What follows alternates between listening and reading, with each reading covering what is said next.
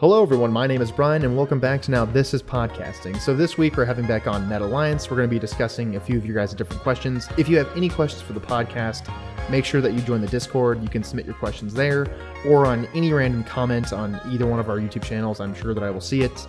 Or if you want to actually send us an email, go ahead and send that to barbsbasementyt@gmail.com.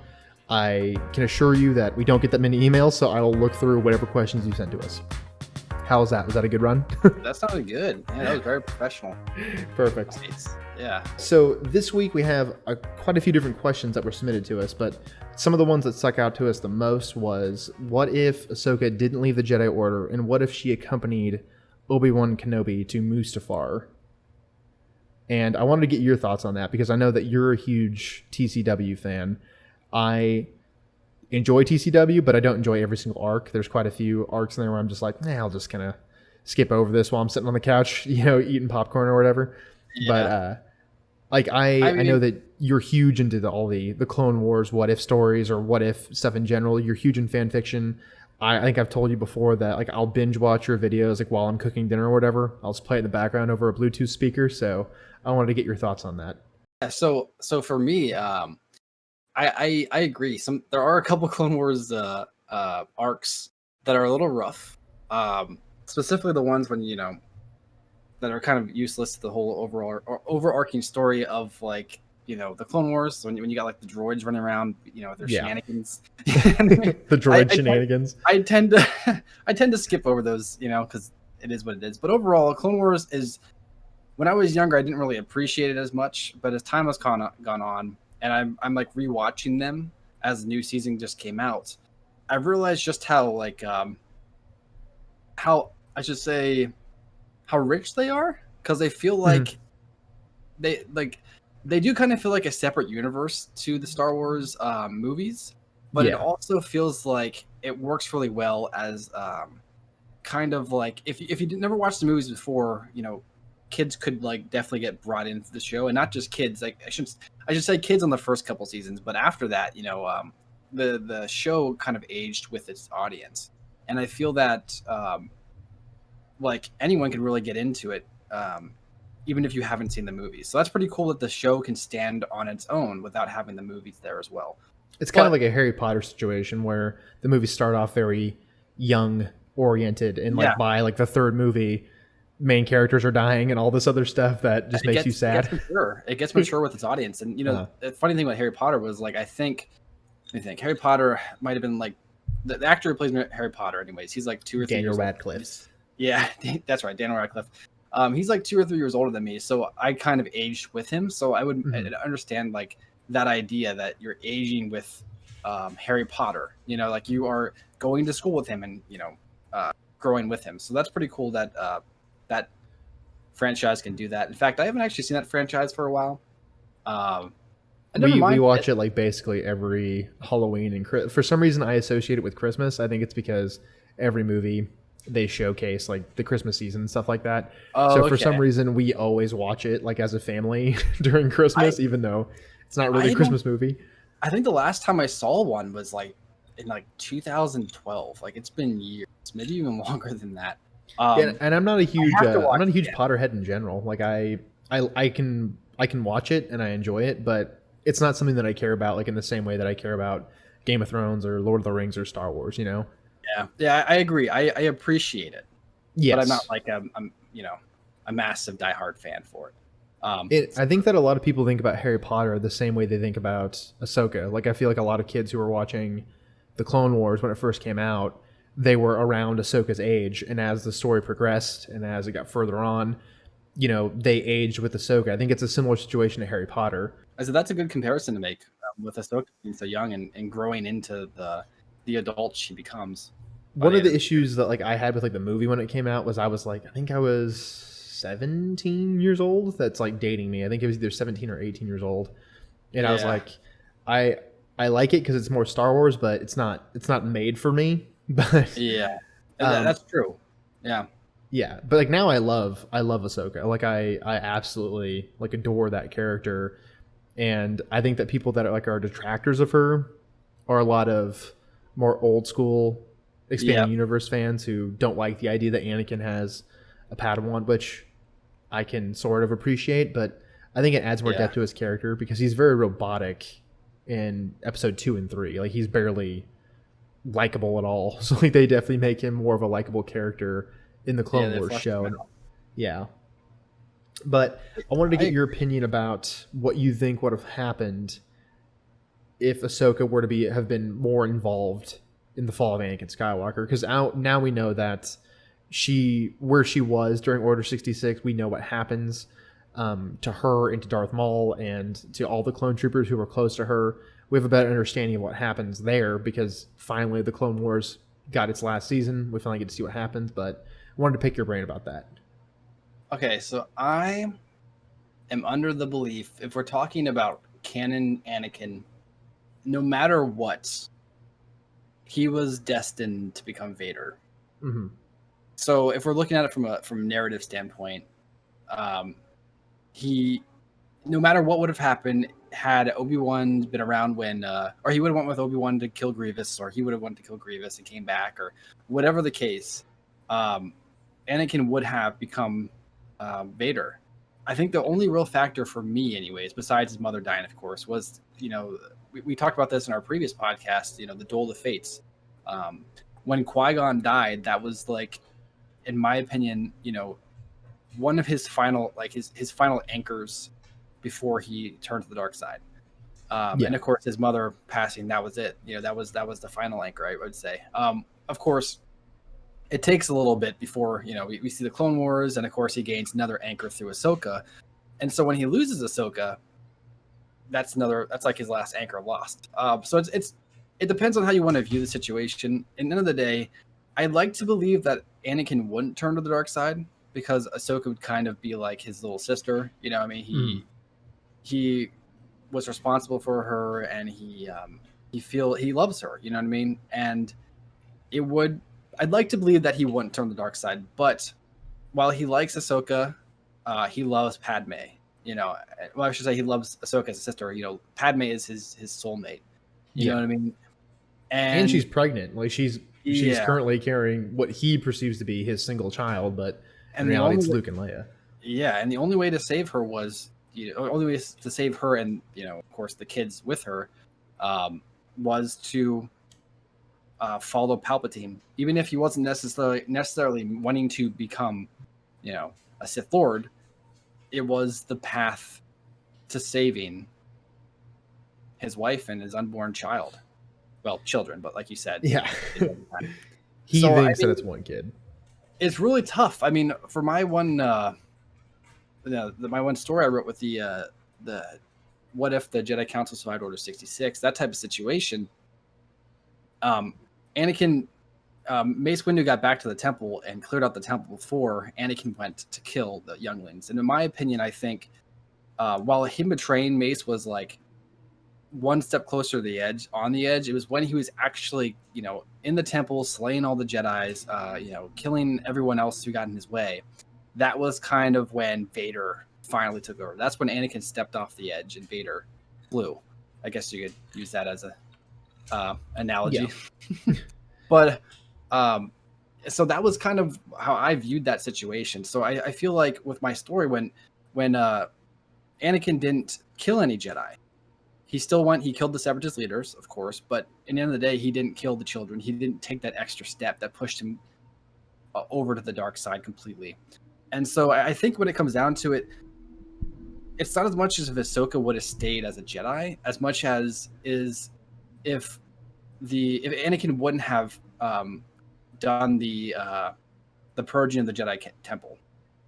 I think that was it. That was when he became Vader.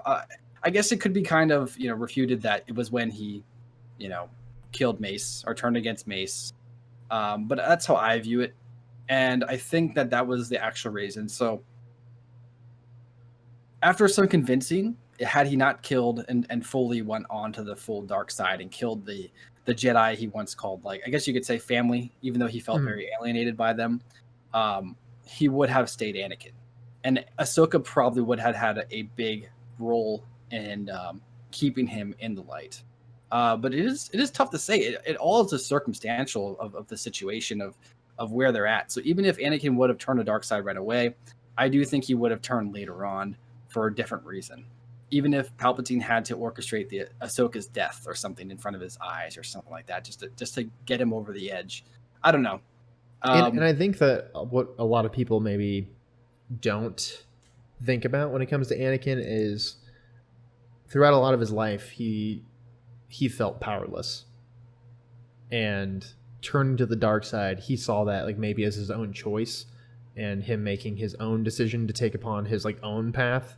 So I don't think that there was a lot of ways that he could have done that within the Jedi infrastructure. I think that he would have always tried to go his own way because he was doing that while he was in the Jedi Order. Like he was disobeying commands. He was being, a hot-headed Jedi Knight.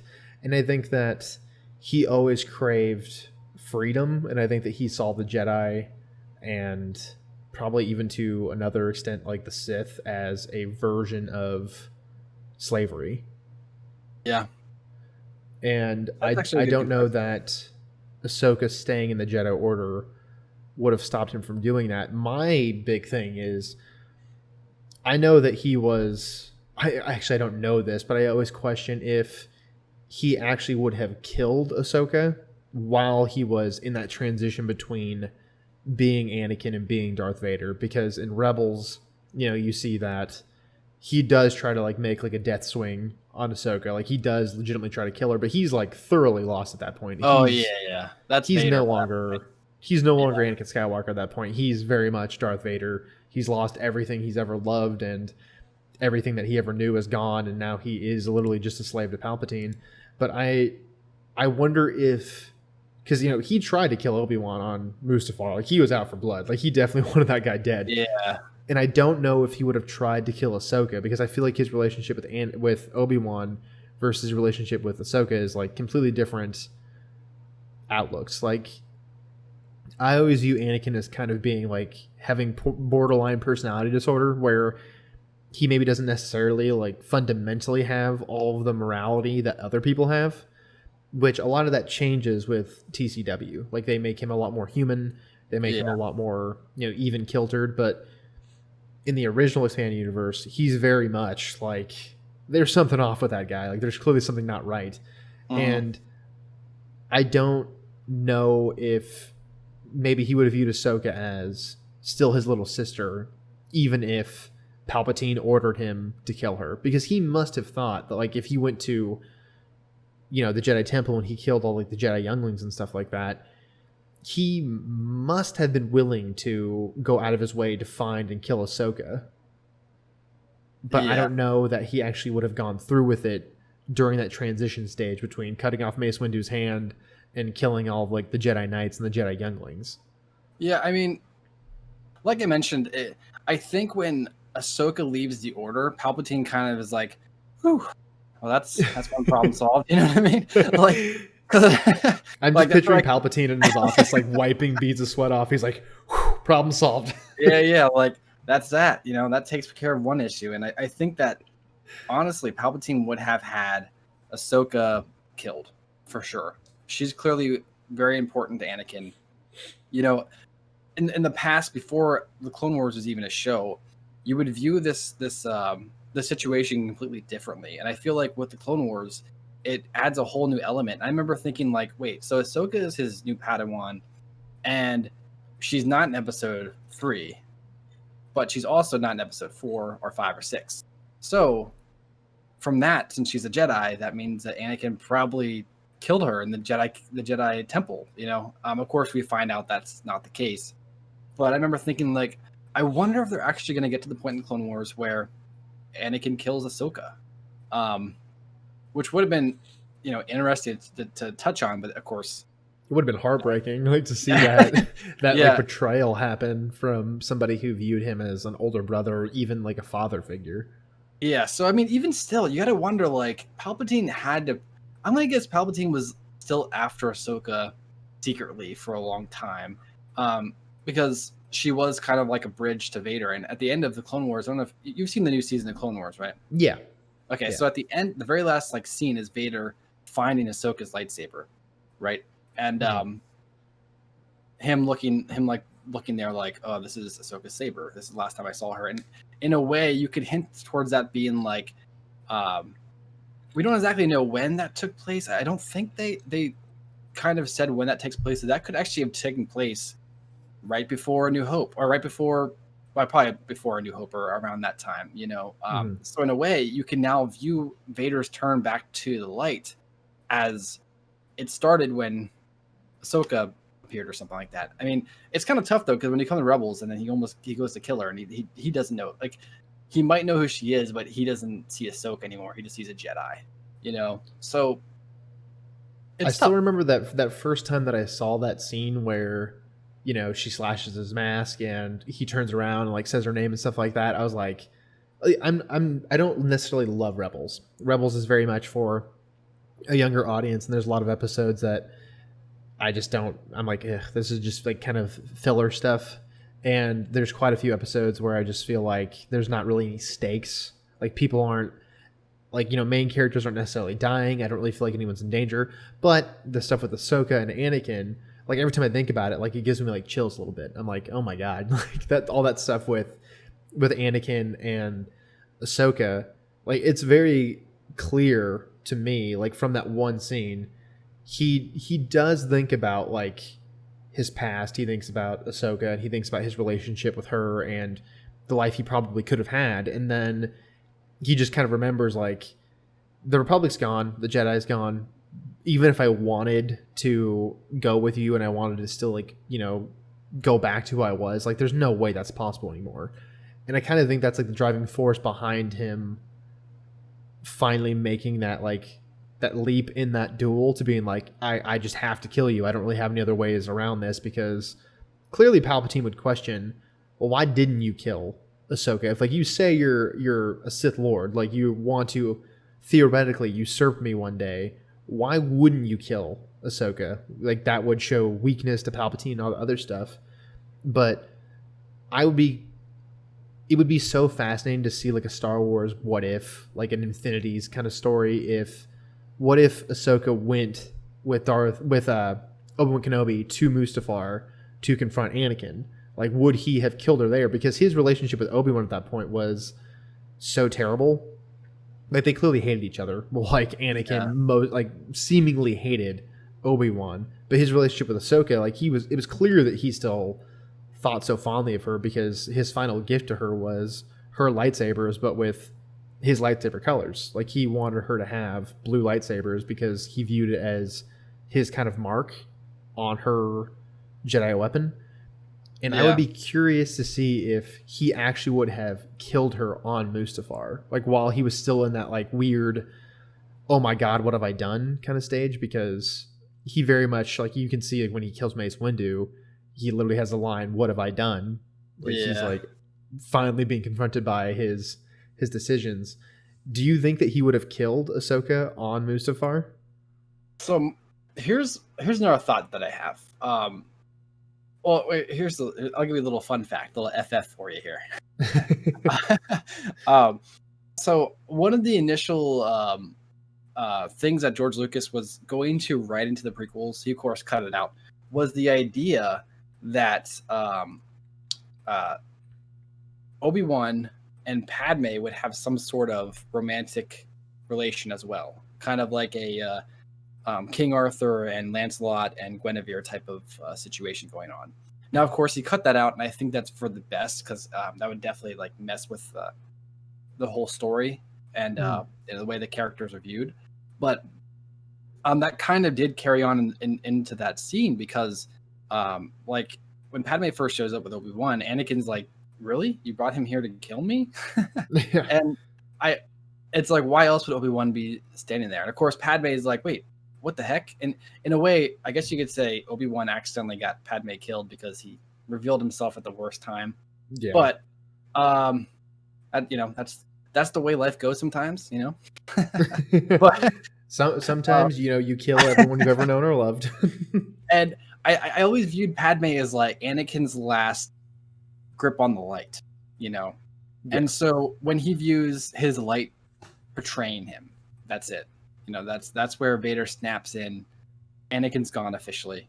When he chokes out his wife, the whole reason he turned to the dark side for in the first place. When he believes she's betrayed him, that's it. No more Anakin. It's now Vader, and you can kind of see like Vader. He's standing there like over like the lava pit, and he's still like questioning himself if he's doing the right thing. And then when Padme first shows up, he's happy. You can see on his face like, Padme, hey, I'm so glad you're here. What are you doing here? And and of course Padme is trying to talk him out of the dark side. And then out of nowhere, Obi-Wan shows up, and Anakin's like, whoa, like, what the heck? What is he doing here?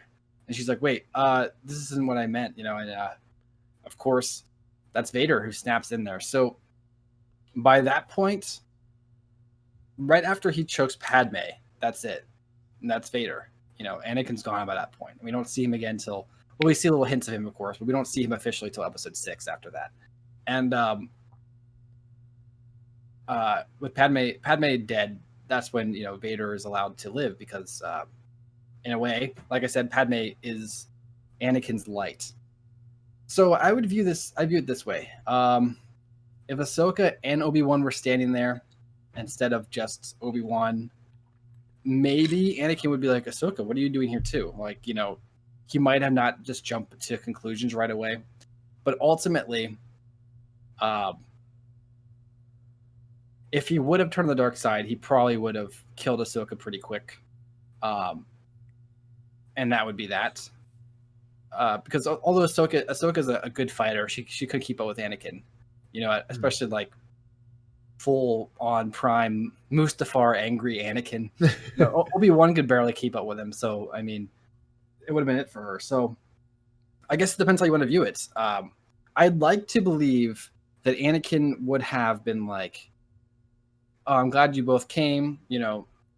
I see this as you guys coming to, comfort me, and less as Obi-Wan here by himself, ready to kill me. Yeah, he probably viewed Obi-Wan being there as more of a confrontational thing, because their relationship up to that point was like so tumultuous, and I would want to see how things would have played out if, instead of Obi-Wan walking down that ramp, you have done that yourself and all that whole rousing speech.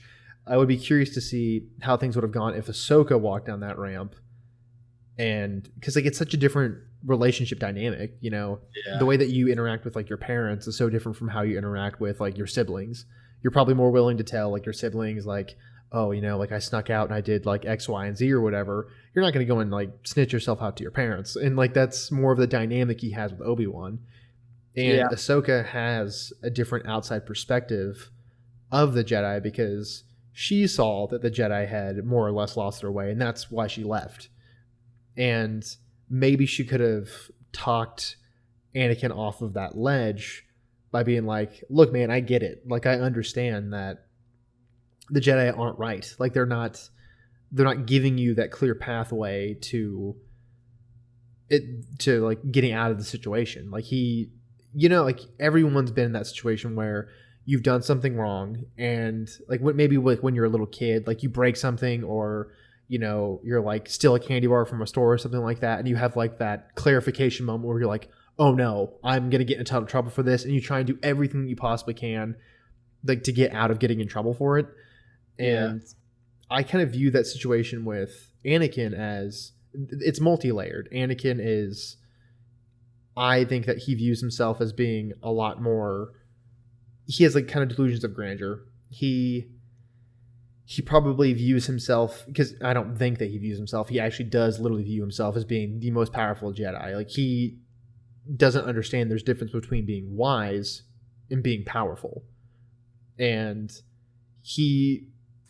I kind of get from his dynamic with Obi-Wan that he maybe feels like, oh, Obi-Wan thinks that he's better than me, and Obi-Wan won't let me do this, Obi-Wan won't let me do that. And his relationship with Ahsoka is purely like, won't you come back to the Jedi Order? Like, won't you come back and like be my Padawan again? Like, won't you come back and be with me? And maybe if Ahsoka showed up, he would have viewed that more of like, oh, this person is here to help me. This person is here they care about me. And I think that he viewed Obi-Wan as, this dude's just trying to control me, just like the rest of the Jedi Council was going to do. Because even though Obi-Wan like pulled Anakin aside and was like, "Hey, look, I know that them asking you to spy on the Chancellor isn't good. You still need to do it." So like, he's still part of that infrastructure. He's still part of that deeper underlying issue with the Jedi, and he's still part of that like system of perpetuating, Anakin not being able to express himself how he wants to. They're not giving him the help that he needs. Like Yoda helps out a little bit, but he's not really able to fully dive into the fact that Anakin is clearly going down the wrong path. Yeah. And Ahsoka has, at that point, has been out of the Jedi Order for a pretty decent chunk of time. And maybe she could have talked him off of that ledge, but at the same time, we wouldn't have gotten that excellent Obi-Wan speech at the end of that Mustafar fight, which I think would be more of a hindrance than a help. Would be more of a tragic than the actual story. More tragic than the actual fall of Anakin. More tragic than the actual deaths of various Padawans. Yeah, so ultimately, you know what? I would love to hear George Lucas's opinion on this, because he is the mastermind of the situation. He's the one who crafted this entire story. I still think that Palpatine would have found a way to hinder Ahsoka from meeting up with Anakin during that point where he needed Anakin to be as vulnerable as possible. Palpatine would have made sure to pull her away, keep her away, maybe even kill her, to make sure that he continues his process onto Darth Vader, because he spent way too much time, way too many years preparing Anakin for this situation.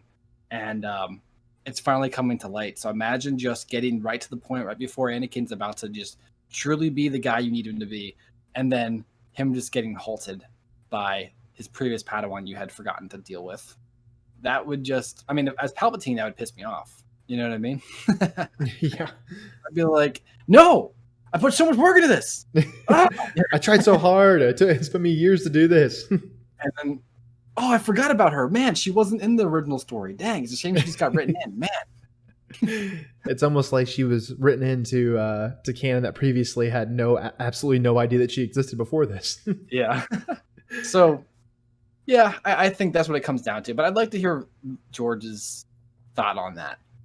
My understanding is that he really enjoys that character a lot, but he's been, he's only done so many interviews since he sold Star Wars to Disney and stuff like that. And I know that he enjoys that character, and he clearly trusted Dave Filoni to captain that ship. Yeah. As like basically like I still would probably consider him the second coming of George Lucas. And I really enjoy Dave Filoni a lot. I think that he gets Star Wars. I think that he doesn't necessarily care about what came before in terms of like the old expanded universe stuff, which for me sucks, but at the same time, I get it. Like it would be very difficult to adhere to all of years and years of history. Like when they changed Korriban to Moraban. So apparently, like that bothered me. Apparently they're like, no, it's the same planet. It's just they call it something different now. It's like, cool, but why would they call it something different? Yeah, I know. Unless they're like, well, they hindered it. They changed the name because what it represented in the past. The Sith and all that stuff. Yeah, I get. I see. That would make sense. I just made that up. You know what I mean? So I'm okay with that explanation. If they want to give that explanation, that sounds good to me. Just give an explanation, or just keep it Korriban. And like that, like when in that whole arc where Yoda goes to Moraband and like he interacts with Darth Bane and stuff like that, and he's like, "I'm going to Moraband, the homeworld of the Sith." I'm like, but like, why? Like, why would they rename? Like, out of all of the things that like, I can understand. You don't want to adhere to the previous Clone Wars canon that was established like in the Republic comic books and stuff like that, because it would limit so much of what you are able to write and what you're able to portray on screen, because there's only so many years the Clone Wars could have existed. Like there's only so much time between episode 2 and episode 3.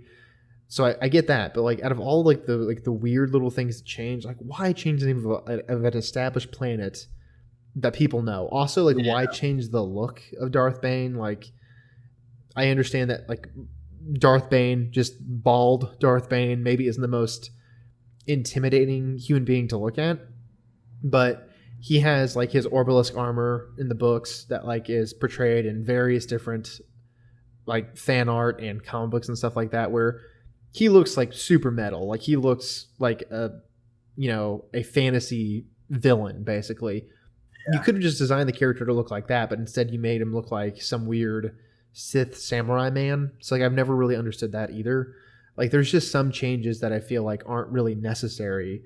They're just changing things to say, hey, this is different from the previous stuff.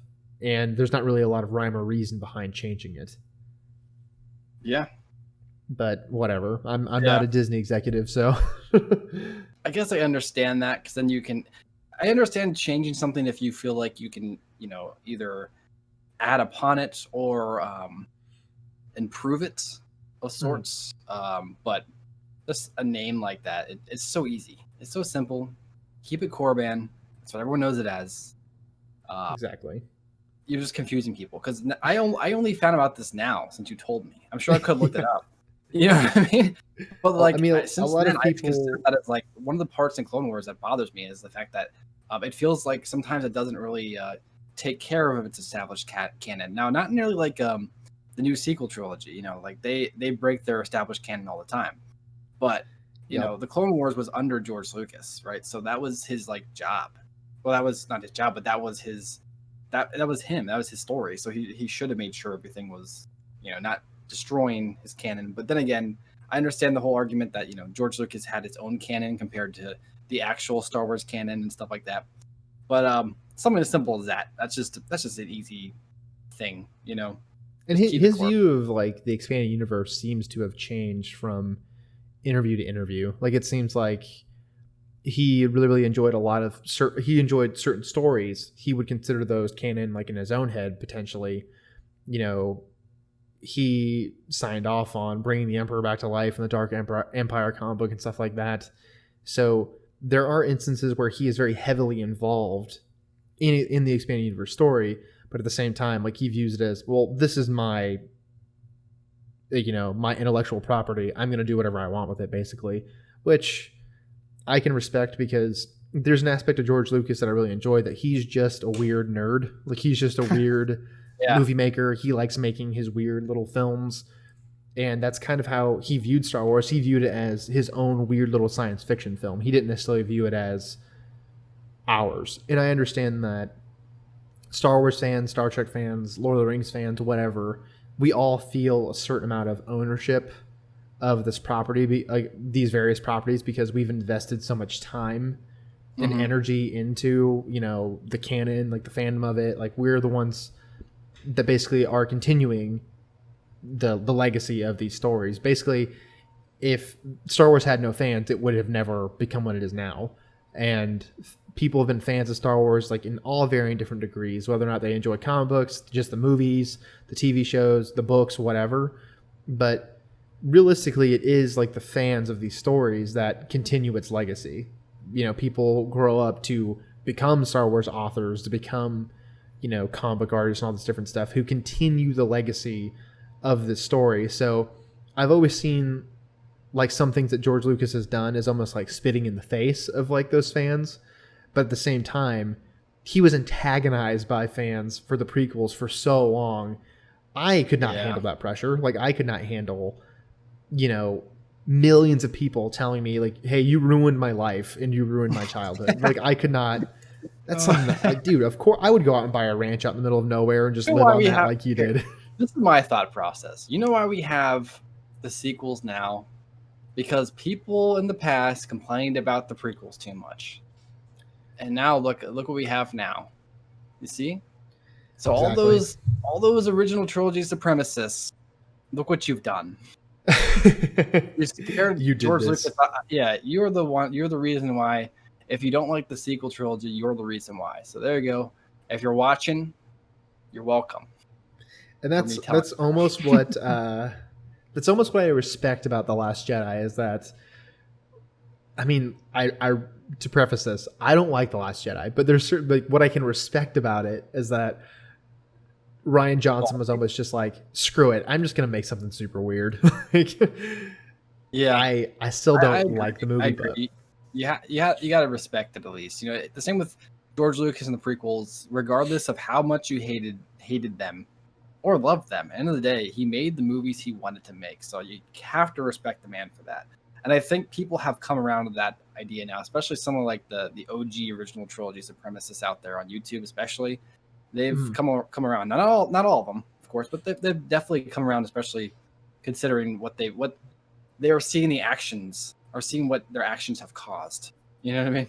They're Yep. seeing the effects of the actions they caused upon the fandom.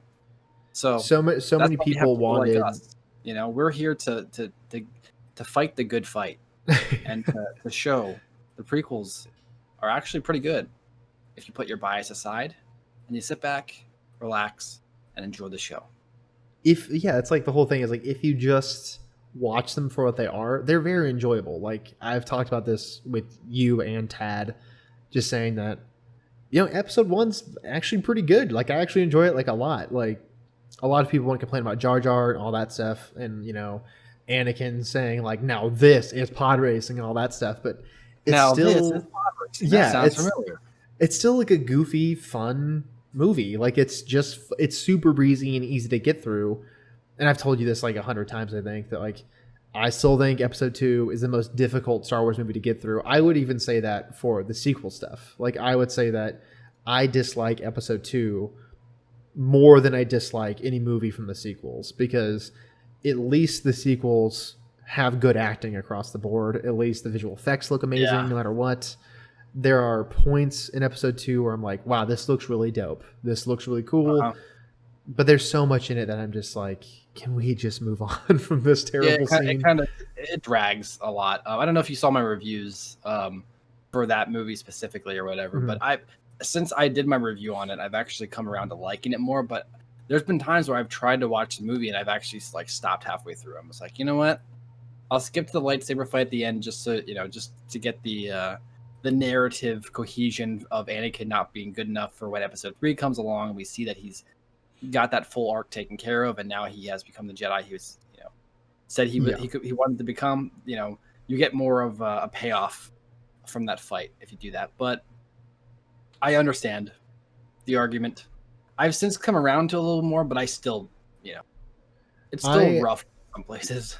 I watch Episode 2 the same way that I watch Episode 8. Like with Episode 8, I skip over all of the stuff that's not Luke Skywalker and Rey. I basically just watch that portion of the film because I really like all that stuff. I think that Mark Hamill is amazing in it. I think it's the absolute best performance he's ever had in anything he's ever been in. Like I think that that's like top tier Mark Hamill. And in Episode 2, I watch certain parts of it, and then the rest of it, I'm like, I can take or leave the rest of this movie. But that's just my opinion. I know that a lot of people just love the prequels no matter what. When it comes to Rey and Luke in Episode 8, I actually do like Rey's character arc, even though I guess she's not really doing much of an arc. Like, there's not much going on with her, but I actually like what's going on with her in the story. I think it's mostly because everyone else really doesn't have anything else going on. I like the idea of I like that Kylo and here's the thing. I don't know if it's good necessarily, but it feels like a relief when you're watching the other arcs going on. Like when you're watching Canto Bight and you're like, what is the point of this? And you're watching... It feels like Neosporin on a cut. Yeah, and you're watching Poe's Rebellion and you're like, what is the point of this? And then you get to Rey's part and you're like, okay, so I want to say what's the point of this? But I'm enjoying the fact that Luke's on screen and, it's not the Luke that I remember, but at least it's Luke. You got Chewbacca having funny jokes with porgs. It's all right. It's all right. This part's actually pretty. It's like I don't necessarily know if it's good, but it's moments of levity in a movie that's mostly soured by a lot of other elements that just didn't come together right. Now, with that said, we said about this in the last podcast, but like cinematically speaking, Last Jedi is amazing looking. Best looking Star Wars movie that's ever been made by far. It looks so good. However, just because it looks good, doesn't mean it's infallible. Yeah. I mean, you can take a turd, right? You can Yep. put sprinkles on that bad boy, right? You can put whipped cream on that bad boy. You can put a cherry on top. You know what I mean? Best cherry you've ever seen. Exactly. And you have a nice looking turd, but at the end of the day, still a turd. You know what I mean? Doesn't matter how you decorate it, it's still a turd. So even if it looks really good, the extra elements that go into it are just rough and not. I always say rough instead of like saying something like bad or whatever, because you can't get mad at someone saying rough. You know what I mean? Yeah. But rough, the word rough does cover a lot of different ways of kind of just explaining how you feel about something. It's like, this is just rough. Doesn't mean I hate it. It just means it wasn't done. It's not sharp. It's not clean. It's rough. It's And that's not just quite Jedi. they didn't stick the landing, is how I Yes. always say it. Is like, Yeah, there's that's some a good good description. ideas in episode 8, but they don't quite stick that landing. And some missed opportunities. Well, a lot of missed opportunities. Actually. I really But that wanted to see the could be Knights a of Ren. podcast. Really wanted to see more of the Knights of Ren in there, and they literally weren't in the movie at all. But we had Here's the another thing. question. I know Sorry, that. you go ahead. You go ahead. So I know that Last Jedi, cinematically speaking, is really good looking. I just wish that, JJ just directed it, because regardless of how you feel about it, about him, or his style of the way he makes movies, Mhm. at the end of the day, it was the beginning of his story. It was episode 7, right? So let him just do episode 8 and 9. I wish they would have just paid him more money just to keep him around, just to do 8 and 9. So even if it wasn't good, at least it would have been more cohesive than what we got. So that's my closing argument on that subject. It would have been at least one coherent director's vision throughout episode 7, 8, and 9. Like, I think that episode 9 is essentially episode 8 and 9 just jammed into one movie, which I think is why so many people didn't quite enjoy it as much as they probably could have, was because it feels like the second arc in a trilogy, but then a rushed third act of a trilogy. Yep. I don't mind that Palpatine comes back. I don't mind that Rey is Palpatine's, granddaughter and all that stuff. That stuff, whatever. Totally cool with me. I can totally suspend my disbelief. If I can believe that metachlorians are a microscopic organism that give Jedi the Force and give Sith the Force, sure, Rey's a Palpatine. Why not? But what I don't like about episode 9 so much is that there's so many great ideas in it that are not fleshed out to their full capability because it's being told within one movie. And I also don't like that Rey is Rey Skywalker at the end of episode 9. Like, that just bothers me so bad, because I'm just like, so Palpatine won. Like, realistically, Palpatine won. Like, his kid had a kid, and his granddaughter is essentially the last very powerful Force user in the galaxy that has been trained. So Palpatine kind of wins, like in a backdoor kind of way, which I don't love, but whatever. It is what it is. I read all I've told you this before. I read all the leaks for episode 9. I was like, whatever. I'll just check it out. Episode 10, 11, and 12 brings Palpatine back, and then we'll do it again. Episode 10 is just Palpatine's back, baby. Just go for Palpatine. Episode 10, episode 11. The dead speaks again. The dead speak once again. Yeah, the beginning of episode 9, the beginning of episode 10 is just go play Fortnite to get this aspect of the story. Yeah, I know, right? I actually forgot they did that. Wow.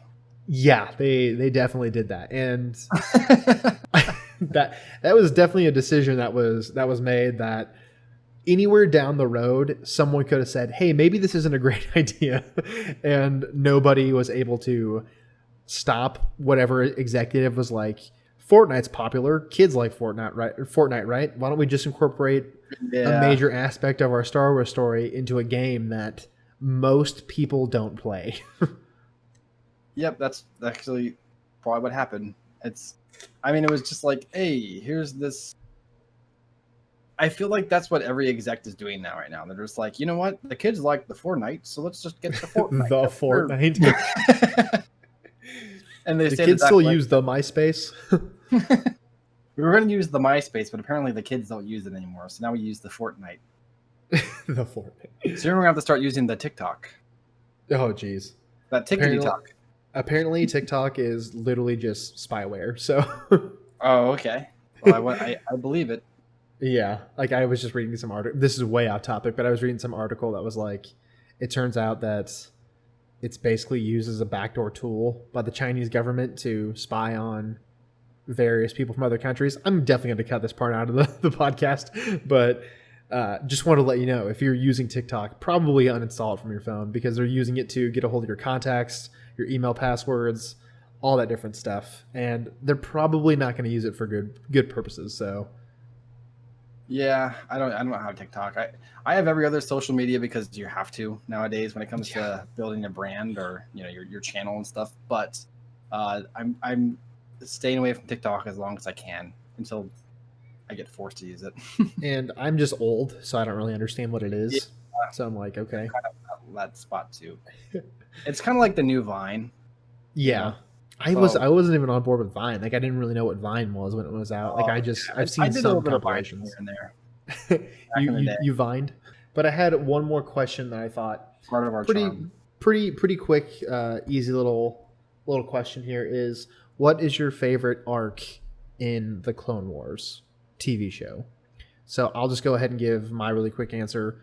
More than likely, my favorite arc in the Clone Wars is definitely the Siege of Mandalore. Like, it's just insanely beautiful. It's excellent storytelling from beginning, middle to end, and they actually brought back Ray Park, the original Darth Maul, to do motion capture for Darth Maul. So the fighting sequences between Maul and Ahsoka Tano just look so fluent and so smooth that there's no way you can dislike it. It's so like, I feel like they should go back and just remake the entire series with that type of animation with just motion capture. I know it costs a lot of money, but I would watch again. Yeah. Oh yeah. 100%. For sure. I'm pretty sure we talked about this. We kind of went over this like very specific meme before, but it's like that Ratatouille meme, like where the food critic is, he goes to taste Ratatouille's food for the first time, and it does like a flashback scene to like him as a little kid eating a dish that it's the same exact dish that his mom made for him.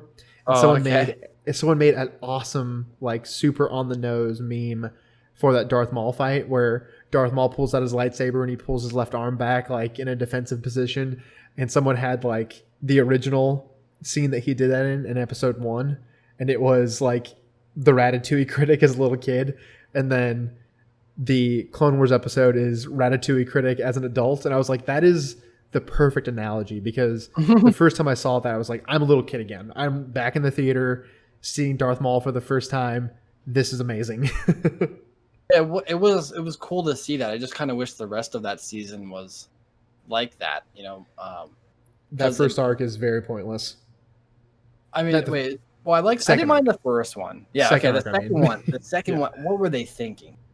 It was just, that was a easily 2-episode arc. If you want to do one, you could probably do 1 episode, but they could have squeezed that into 2 episodes and then gave us another arc for something else. Like originally there was supposed to be Revan or something in the final season. Revan and Bane were supposed to be a lot more heavily. Actually, maybe it's Revan and Nihilus. I thought it was Malik. I think that we're supposed, because it was supposed to be during the whole stuff with Yoda going to Moraband, he was supposed to like encounter Bane and Revan's ghost. Or maybe I'm like losing my mind. I'll have to Google it. But go ahead, continue. Didn't mean to interrupt you. I know you're good. I thought there was a missing like scene. I'm sure people in the comments or people who follow this, they probably know exactly what I'm talking about. But there was like a deleted scene. They didn't finish it, of course, but it was with Revan. I don't remember who he's talking to or what the whole situation was, but he wasn't in Clone Wars. He was going to be a ghost in Clone Wars. So that would have been cool to kind of introduce him, because if you introduced him to Clone Wars, that means he is officially canon. And for right now, I don't think that he is canon yet. Bane is canon, of course, because he was in the show, but we haven't seen anything about Revan yet as far as the canon goes, I think the only mention of him in current canon is, I think one of the flagships, like one of like the Star Destroyers in episode 9 is named after Revan, like all of the starships I believe are named after Sith Lords. Some of them are Sith Lords that they're like names that we've never seen before. But I believe Revan is one of them. That's pretty cool. Don't quote me on that, but I believe that's the case. Okay, that's pretty cool. I like that. I just kind of wish that we would have known that. There's a lot of things about Episode 9 I wish we would have known. There's a small little thing. Did you read the extended novel yet of Episode 9? I have not. I don't know if I would read it. I think I'd probably get it on audiobook. Okay. I'm currently rereading through Foundation. I haven't read it, but I want to read it, or I want someone to read it and then tell me the differences between the movie and the book, just to hear the different things. Because they go deeper into why things happened in the book, the way they did. So I just wanted to hear. I'm sure I could look it up somewhere else, but I'd like to have a podcast about it. And someone who they always add a lot more detail to that stuff in the books. Like they always add a ton of extra little bits and pieces to all that stuff. Like even the Episode 3 novelization is seen as one of like the best book adaptations of a movie, like of all time, basically. Like it adds so much more depth to Anakin and Obi-Wan and all the different stuff. And I actually am curious to see like Dooku's fight. I had an audiobook of, actually I had that book when I was in elementary school, but I never finished it. But I had the the audiobook. It was on YouTube one time. It got taken down now, but it used to be on YouTube, and I actually listened to the entire thing. And I remember like the Dooku fight is the longest fight in the entire book. In the but in the movie it's like the shortest. So it's like interesting, different elements that had to get cut out from that fight. I actually heard that like that fight was supposed to be a lot longer, but because of time restraints to the story, Grievous. Oh no, not Grievous. Oh my, I'm getting tired now. You can tell. George, not Grievous. Grievous. Oh my lord. I was gonna mention about Grievous's fight later on, but we'll talk about that. That fight with Dooku, Anakin, Obi-Wan was actually cut down because of the restraints of the amount of time George wanted to tell, the movie in. So I would just like Disney to release a full 3-4 hour cut of Revenge of the Sith. I know that they cut out a lot of like the extra like silly stuff that George had originally recorded, but I'm sure there were different elements that we didn't see that would have been really cool to actually see. Like maybe even the conversations between Dooku, Anakin, Obi-Wan in the actual movie is so much more shorter. It's short to the point fight. But in the book they talk as they're fighting. There's more of a back and forth between Anakin and Dooku. So and it also goes like into the psychology of like what Anakin's going through in that moment. Yeah, and which then is very interesting. You switch places to Dooku, and then you go through what Dooku's mind in that chapter, the next chapter, and you actually you see what he's thinking all the way up until he dies, and it's like it's pretty interesting actually. And I think that everyone should definitely listen to like the Dooku Jedi Lost like audio drama. I think they adapted it into a book, but it was originally it was meant to be like a radio play, like kind of like in the vein of War of the Worlds and stuff like that, stuff that used to take place way before television was invented. Oh yeah. So it's completely like voice acted by, different people. It tells a story of Dooku back when he was living on Sereno, to the point where he became a Jedi Knight, to the point where he left the Jedi Order, because they used to have like a list of Jedi previous, like in the old canon, that was like the Lost Jedi. I can't remember what number it was, but there was like a certain amount of Jedi masters who had left the Jedi Order to either go and join the dark side or to just whatever, go off and do their own thing. But it's a very, very interesting book, and it kind of makes the Jedi Order kind of into almost like a Harry Potter house situation. Like Jedi are divided up into different groups that are essentially like, Gryffindor, Slytherin, and all this different stuff. So it's definitely an interesting take on the Jedi Order, like in their structure and stuff like that. I don't necessarily know that I love it, but I really, really enjoy all the stuff between Dooku and Sifo Dyas. So that if I was to recommend one of the new canon stuff, I would definitely recommend Oh, okay. Jedi Lost for sure. Especially considering like Sifo Dyas actually has a massive role to play in the entire universe, and you don't even meet him once. So it is interesting. I always like that about him though, because like you don't meet him once in the entire movies. You never hear him talked about except for like a couple lines where they explain like he was the one who ordered, but it wasn't actually him. It was Dooku or whatever. But his name, is the reason why the Clone Wars they had clones. You know what I mean? So it's actually be interesting to kind of explore his character and kind of learn more about him. But one thing about that Revenge of the Sith novelization is I wish they would update it, because while I do like I like the guy, like the writer who wrote that. Like I remember the way he would explain situations are good. Sometimes he would go overboard a little bit. Yeah. Kind of like pad out the book. Like he'd be like, instead of just being like Anakin force pushed Dooku, he'd be like, Anakin reached his arm out and used all of his might to pull the will of the force up into his mind and then release it from his shoulder to his elbow, then to his hand, then to his fingertips, and outward, which then the force power would fly over him like a wind turbine. And it was just just say he force pushed him. That's all you got to say. So sometimes he would put I think it was Matthew Stover that wrote that, if my memory serves. I think it's the same author who wrote Shatterpoint, which is like a Mace Windu oriented novel.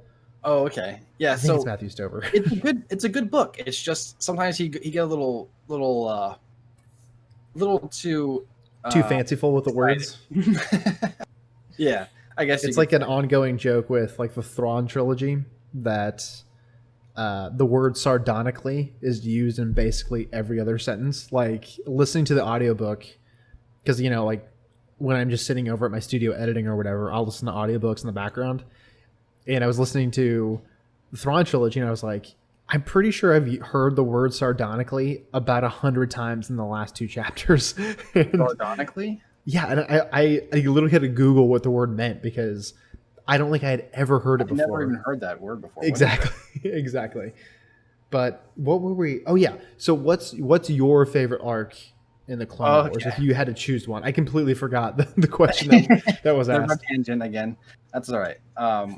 Like I said, it's part of our charm to go on a long tangent. Okay, so I still say to this day, my favorite arc, the arc that got me into the Clone Wars in the first place, and that is the one where Maul and Savage, where I guess Savage finds Maul, and then Maul and him just go on like this murder spree throughout the galaxy, just doing whatever they want.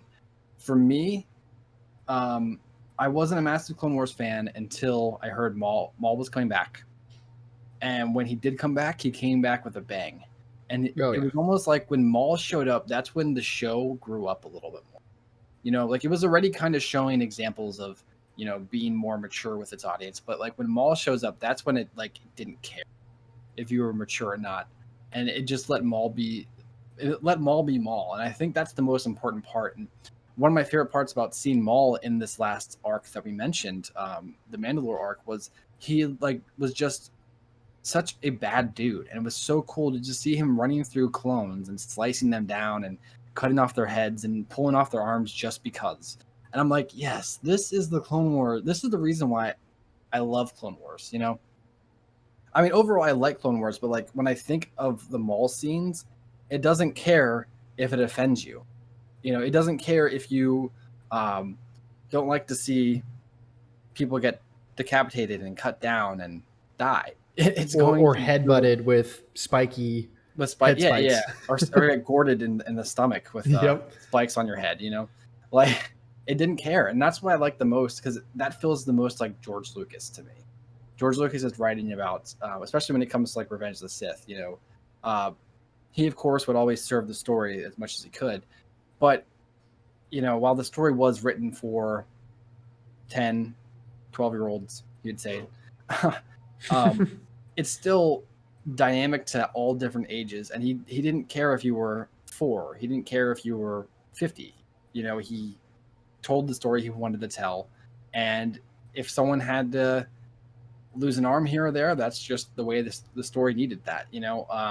If someone was going to get their head cut off, it needed that. And he wasn't afraid to pull back on that. So I think that's why I like that arc the most. I mean, I do the Mandalore arc is one of my top 5 now, but for me, I don't know what the arc of that one would actually be. I think it's like Brothers. I don't know. Like where he finds, like where the Night Sisters, the Dathomir witches find, Maul all crazy and he's got the robot legs and stuff like that. And that arc. I think it might be a couple arcs actually that happened, because Savage finds Maul first, and then they go back on another arc or something, and then he gets new legs, and or they use magic to give him new metal robotic legs that are just like his real legs or something like that. Mm-hmm. I forget the specifics, but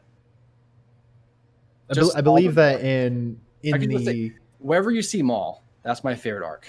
Yeah, because he's just so good. Maul in that show, he gets so much more fleshed out, that he's a way more interesting character. He's actually a character. Yeah, he's actually a character. He's not just like literally the embodiment of what you would think a Sith Lord would look like, because it's running along that parallel of Darth Vader was like this big bad, he's like clad in all black armor and has like a really intimidating mask and demeanor. So like the natural expansion of that would be a guy who's just literally covered in tattoos and like looks like the devil. So it adds a lot more depth to him, to the point where it builds up to the point where I could believe that he would lead, Mandalorians. Like I could believe that he would inspire, people would flock to him because he's powerful. And he's not just powerful, but he's also intelligent and cunning. And what I like so much about the Mandalore arc is that I really, really enjoy seeing Maul come to the realization that he's like, oh, I understand now. Like, I get what Palpatine was doing. Like, now I sense through the Force what he's actually done, what his actual master plan was. And seeing him and Ahsoka like running, in parallel, seeing like the way they both are reacting to the new order of the galaxy, seeing Maul just literally says like, there's a new power in the galaxy and neither one of us can do anything to stop this from happening. So we're both kind of on the same team now. So come with me now. Let's join forces. Yeah. I just love seeing that. I love seeing Maul be his own person and not necessarily being a slave to Palpatine anymore. Yeah, he is definitely. It's crazy, because you would have told me back in like 2005 that Maul was going to return and be one of the best characters out of the Clone Wars. I would not believe you. I'd think you're joking. You know what I mean? Uh-huh. Because Maul at that point wasn't alive yet. I think they only brought him back in like 2010, 2011, something like that. Because I think that the Clone Wars show, the movie came out in 2009. I want to say 2009 or 2008. Okay, yes, and then he came around in season 4, I believe. He showed up. So it would have been like 2011, 2012 that happened. Yeah. Or he showed up. So, yeah, and I remember, like, if you told me back, Revenge of the Sith came out. If you told me Maul was still alive and he was going to have a massive impact on, like, the rest of the elements that go with, the Clone Wars and different dynamics with, like, different characters like that, I would not believe you. Because he was just a blank slate. He was there just to die. Yep. And, it's cool that they could do that with a character. Now, here's another fun fact for you, little history lesson from me. When Grievous. George Grievous. There was this one time when I was a kid. There was me and my buddies would always get together. We'd have like lightsaber fights with our little plastic lightsabers or whatever. I had to have been maybe like 10 or 11 at the time. So we were all hanging out. And we were making like different like Jedi, different Sith. Like we're like, what if time travel happened and all these characters came over? So we had like Qui-Gon, Obi-Wan, Anakin, Luke, and I don't know, maybe like Mace Windu, Yoda, whatever on one side, and then we would have like Darth Vader on one side. We'd have Darth Sidious on one side. We'd have Darth Maul. We'd have Dooku. Except for with Dooku, we brought him back. We gave him a robotic body, so he could come back. It makes sense for our certain story. And we were trying to think of another guy to bring back. because we're like, we're only doing Sith, so we can't do Grievous, right? And I was thinking, like, you know what? Let's give Darth Maul a brother, and let's make him yellow instead of red, and we're gonna call him Darth. Darth. So, and this is back in 2005, right? So think about it. I created the idea of Savage Opress way before he showed up in the TV shows. So in a way, I guess it's Disney now. They owe me money because I made Savage Opress technically. So I'm still waiting for that check to come in. I was going to say that you kind of also, you and your friends kind of wrote The World Between Worlds before Rebels ever came out. You're right. I'm waiting for a bigger check now. Thank you for bringing that up. You're in line to get a lot of money from Lucasfilm. And I remember thinking that. I forgot about it, and someone was like, oh, Savage has his new brother. I'm like, what? I looked, and it was a yellow Zabrak. And I don't think they're called Zabraks anymore. They're just called, like, Dathomirian men or something like that. But I think that there's like a throwaway line in the Clone Wars where they say, "Oh no, Zabraks are still from Iridonia, but these Zabrak, they're the Night Brothers from Dathomir." Okay. So I think there is a throwaway line to say that like Zabraks are still from. So I do kind of explain that. Okay. Yeah. So there you go. There's a little fun fact for you. I created Savage without realizing I created him, but his name was Darth. Back then. Darth. Truly wonderful, the mind of a child is, or whatever it was that Yoda said. Yeah, we had fun. But with that being said, do you have any closing thoughts for the pod? Anything you're working on? Anything you got coming up? Yeah, so just like before, I'm still working on my What If Order 66 Failed. It's my own personal like fan fiction I've been writing. I'm on chapter 10. That's actually supposed to be coming out this Saturday, so I hope it works out that way.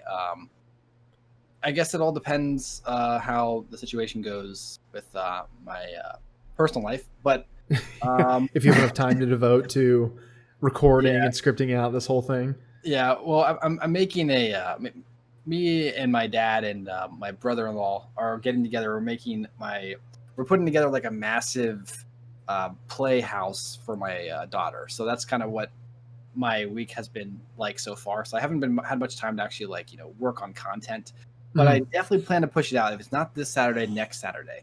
So if you guys are fans of fan fictions, what ifs, whatever like that, go check out Net Alliance on YouTube. Also, there'll be a link in the description below to my channel, possibly. Sure will be. Yeah. So go check that out. You might enjoy it. So there you go. So with that being said, I had one personal question from somebody on the Discord where they just asked, when's the next KOTOR video coming out? So my original plan when I first started doing YouTube videos for Barb's Basement was I wanted to upload 2 videos a week. I wanted to upload at least one for Legacy, one for KOTOR, or one that was just a random video, essay on some random movie I like. I'm currently thinking about making a video on the Foundation series. So Foundation was a huge influence on me as a teenager. I believe I first read the very first Foundation book when I was 13, I want to say. And it's one of the few books. I mean, it's not a super huge book. It's like 230 pages or something like that. It's a very, very light read, but it's got a lot of major interesting themes in it. And it's one of the first science fiction novels that I remember reading and being, truly blown away by. That and Do Androids Dream of Electric Sheep by Philip K. Dick. It's the book that inspired the film Blade Runner. Everyone should read that book. It's incredible. It's one of my all-time favorite stories, but I'm thinking about mixing it up and not just being Star Wars content, because the original idea behind Barb's Basement was to have it just be about nerd stuff. So Net and myself, I've talked to you about I want to, let's maybe do a podcast on Lord of the Rings or, whatever. I am down. Yeah, exactly. So I'm thinking about doing a video essay on Foundation because it's about to be made into a show, and it's one of the best book series that I've ever read. And I'm also thinking about doing a few videos on Philip K. Dick books, because Philip K. Dick is a massive influence on my life. He's also a massive influence on tons of movies and science fiction movies just in general in pop culture. You Google one of his books, more than likely it's either been adapted into a movie or people have considered adapting it into a movie. But so I'd be interested to see what people think if they want to see other science fiction stuff that's not just sci-fi fantasy like Star Wars. But other than that, KOTOR will be coming out this week. I got it scripted. I have all the voiceover recorded for it. It's just a matter of actually being able to sit down and edit it, which Net can attest that is quite a feat. It takes quite a while to actually edit a video together. But other than that, I believe that's all we got. So make sure that you get your questions in for next week. So either put those questions in the Discord, feel free to email us, comment on the video, and there's a chance that your questions will be featured on the podcast, and we'll answer all of your various questions, whether it be about Star Wars, Lord of the Rings, Game of Thrones, whatever. We'll eventually get around to it. Here's hoping. But tune in next week. The podcast will be uploaded every single Wednesday, and we hope to see you guys again. Yeah, sounds good. Catch you guys later. Peace.